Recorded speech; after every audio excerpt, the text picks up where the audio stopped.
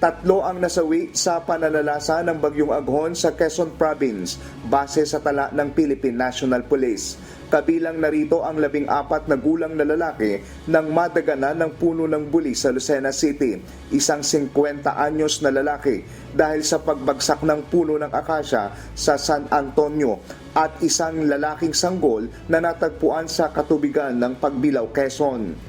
Samantala, nagdeklara naman ng state of calamity ang 1st at 2nd District ng Quezon Province kagabi, May 27, batay sa naging rekomendasyon ng Quezon Provincial Risk Reduction and Management Council o PDRRMC dahil sa matinding pinsalang idinulot ng bagyo.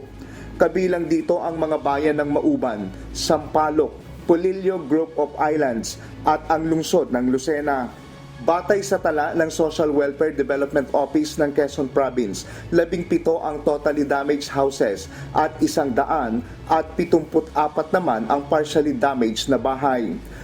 Patuloy ang isinasagawang pamamahagi ng relief packs ng pamahalaang lalawigan sa mga lugar na naapektuhan ng bagyo. Japet Cablayda, humahataw sa balita ngayon.